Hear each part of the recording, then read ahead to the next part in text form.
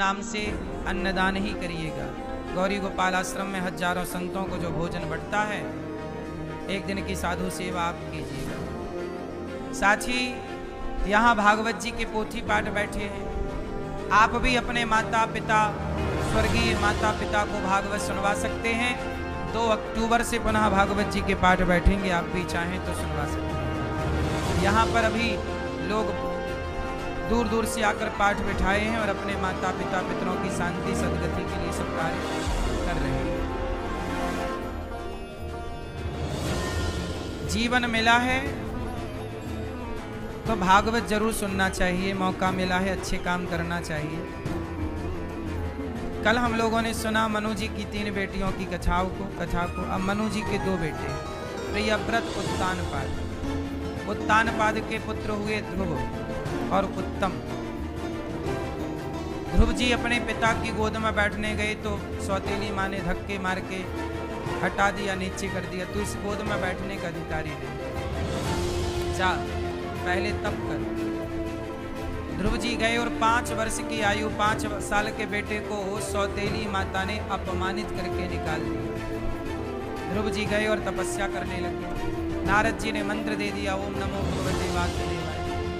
तो ध्रुव जी भी तपस्या करने यहीं आए ब्रजमंडल। कहाँ आए? यहीं आए। और यहाँ मधुवन है। अभी 84 कोस की जब यात्रा होगी तो हम आपको मधुवन का भी दर्शन करवाएंगे, जहाँ ध्रुव जी ने तपस्या की। तो 84 कोस की यात्रा में आपका मन है चलने का तो चलिएगा। और पूरे ब्रजमंडल का, जो भारत के सारे तीर्थों का दर्शन नहीं कर पाता, वो केवल वृंदावन में 84 कोस की परिक्रमा कर ले तो धरती के सारे तीर्थों के परिक्रमा करने का, दर्शन करने का फल प्राप्त होगा।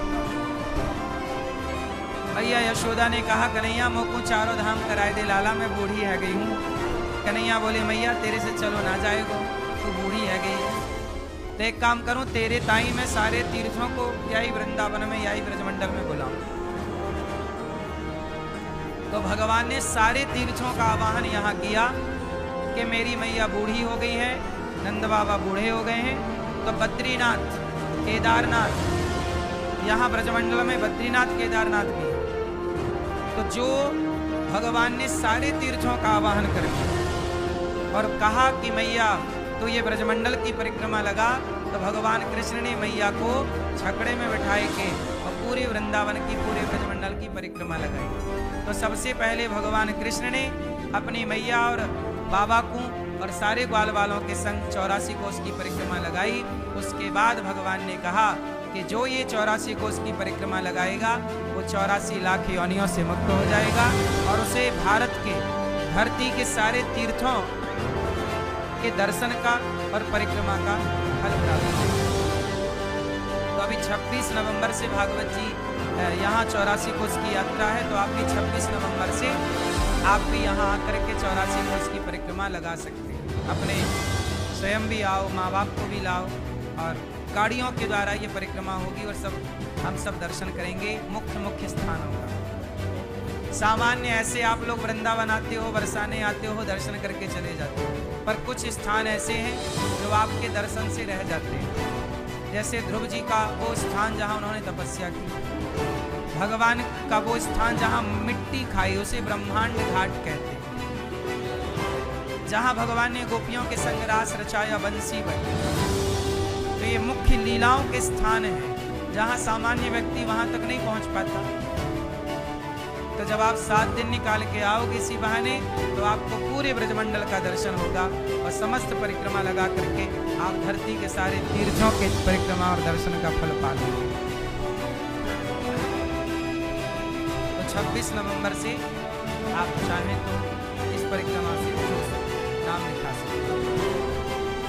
तो ध्रुव जी तपस्या करने गए। नारद जी ने कहा कि ठीक है, आप मंत्र का जाप करो। यहीं आए तो तपस्या शुरू की। कैसी तपस्या की? 3 दिन में 1 बार खाते हैं ध्रुव, और दूसरा माह लगा तो 6 दिन में 1 बार, तीसरा माह लगा तो ऐसे खाने पर कंट्रोल, ध्यान भगवान में, केवल भगवान का चिंतन, केवल मंत्र का जाप, बहिर्मुखी नहीं अंतर्मुखी। ओम नमो भगवते वास। देखो मंत्र 2 तरह से जपे जाते हैं। आप सब बोलो, मैं आपको प्रैक्टिकल करके बताऊं। आप बोलो सब लोग श्रीमन नारायण, श्रीमन नारायण। अब आप लोग अपने मुंह को बंद रखना, आवाज नहीं आएगी। और अब आप बोलो श्रीमन नारायण, अंदर बोलो श्रीमन नारायण, अंदर बोलना, भीतर कोई ना सुने, केवल आप सुनेंगे। बोलो श्रीमन नारायण, श्रीमन नारायण, अंदर बोलो और आंखें जरा बंद करो। गुरु जी ने कैसे ध्यान लगाया, मैं आपको ध्यान लगा के बताऊं कि ध्यान लगाने का सही तरीका क्या। सब आंखें बंद करो और भीतर बोलो, बोलो हे श्रीमन नारायण। अब आप लोग ऐसा भाव बनाओ कि आप बैकुंठ में हैं और माता लक्ष्मी भगवान के चरण दबा रही हैं। भगवान नारायण शेष सैया पर शेष नाग भगवान के ऊपर लेटे हैं और भगवान के चरण लक्ष्मी जी दबा रही हैं। एक पांव लक्ष्मी जी दबा रही हैं, दूसरा पांव आप दबा रहे हैं।